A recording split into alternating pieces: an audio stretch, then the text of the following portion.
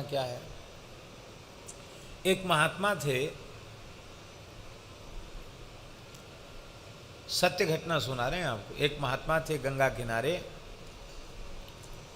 तो उनके एक साधक ने, संत ने हमको ये चर्चा सुनाई। उन संत की भी अवस्था 90 वर्ष से ऊपर की थी जिन्होंने ये सुनाया।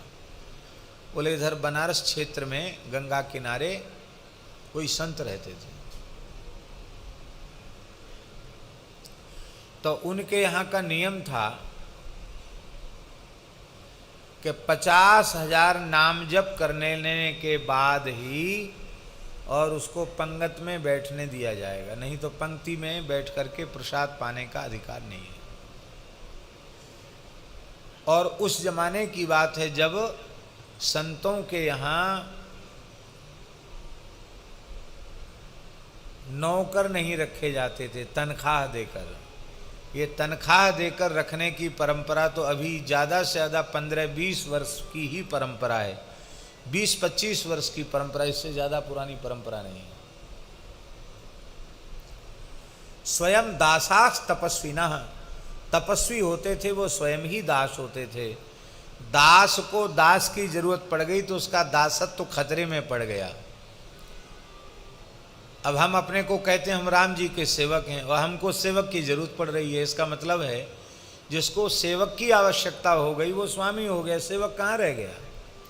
तो हमारा दासत्व, हमारा सेवकत्व संकटग्रस्त हो जाएगा।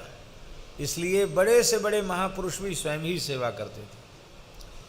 तो भगवत कैंकर्य करते हुए आपको 50,000 की संख्या पूरी करनी, चाहे आप रसोई बनाते हो, चाहे आप पूजा करते हो, चाहे झाड़ू लगाते हो, चाहे गैया का गोबर उठाते हो, स्थान में सब सेवा करनी पड़ेगी। लेकिन ये नियम करके तब तो बहुत से ऐसे होते नए आते, वो आ तो गए श्रद्धा से, पर वो अब भोजन करना है तो लगे हैं, तो गुस्सा करके लगे हैं सीताराम सीताराम सीताराम सीताराम सीताराम, जल्दी हो जाए पूरा, जाके पंगत में बैठ जाए।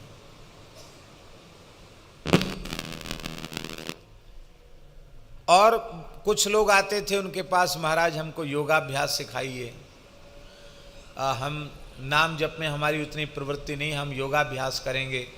बोले नाम जप तो करना पड़ेगा, लेकिन योगाभ्यास तुमको सीखना है। हठयोग सिखाते थे वो, और हठयोग के मार्ग से समाधि। अच्छे महापुरुष थे। गोकुल भवन वाले पूज्य श्री परमहंस जी महाराज का तो राजयोग सुरत शब्द योग है, सर्वोपरि है। पर जिन महापुरुष की हम चर्चा कर रहे हैं वो हठयोग के मार्ग से और आगे ले जाते थे।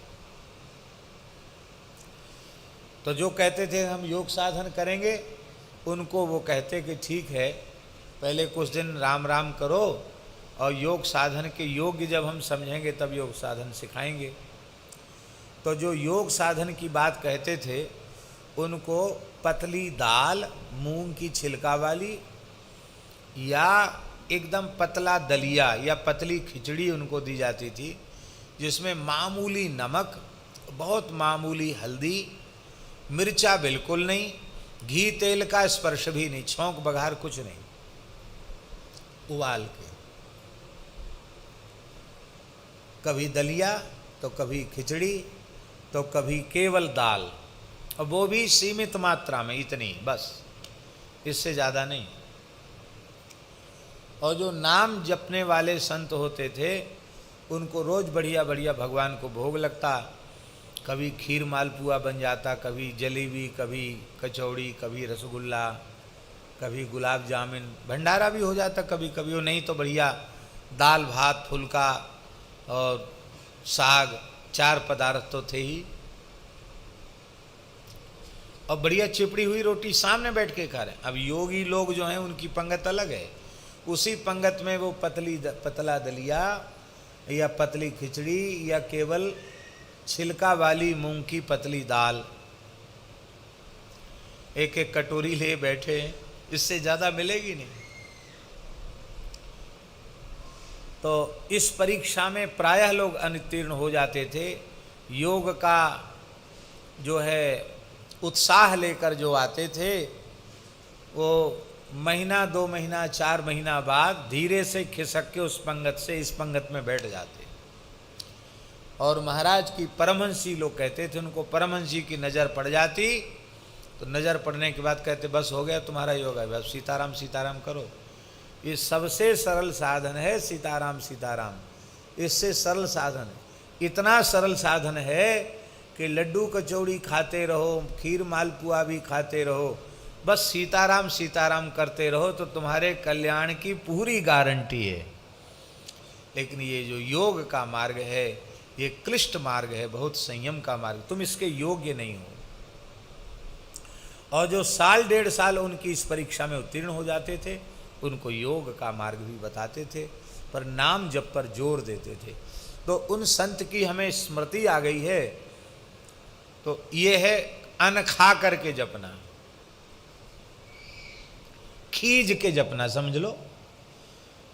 अरे भाई अब पंगत करनी है तो इतना नियम तो करना ही पड़ेगा, ऐसे खींच के जप लेना, आलस्य में जप लेना।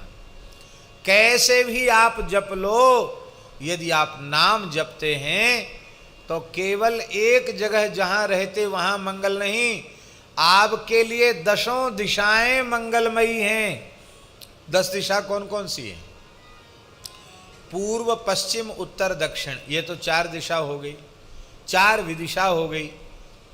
पूर्व और उत्तर का कोना ईशान,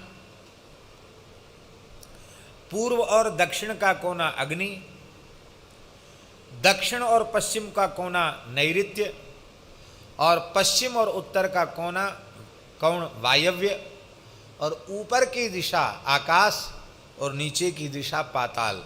इस तरह से 10 दिशाएं हैं। आपका 10 दिशाओं में मंगल है। गोस्वामी जी ने विनय पत्रिका में कहा, रोटी लूगा नीके राखे, आगे हु की वेद भाखे, भलो हुए है तेरो ताते आनंद रहत हो। गोस्वामी जी कहते हैं हम इसी बात से बड़े प्रसन्न रहते हैं। किस बात से? बोले राम राम करो तो रोटी लूगा नीके राखे, अन्न वस्त्र का अभाव नहीं होगा, तुम खा नहीं सकते उतना भोजन मिलेगा, तुम पहन नहीं सकते उतना कपड़ा मिल जाएगा। और आगे हु की वेद भाखे, आगे वेद जिम्मेवारी ले रहे हैं, गारंटी ले रहे हैं कि तुम सरल सहज भाव से, निश्चल निष्कपट भाव से यदि सीताराम राधे श्याम जपते हो तो आगे हु की वेद भाखे, तुम्हारा परम कल्याण होगा। तुम प्रकृति मंडल का भेदन करके भगवान के नित्य वैकुंठ साकेत गोलोक को ही प्राप्त करोगे, इधर उधर भटकोगे नहीं। भाई इतनी सी बात समझ में आ गई। तुलसीदास जी कहते हैं हमारी ताते आनंद लाते, आनंद में रहते हैं महाराज, कोई कष्ट नहीं, कोई दुख नहीं।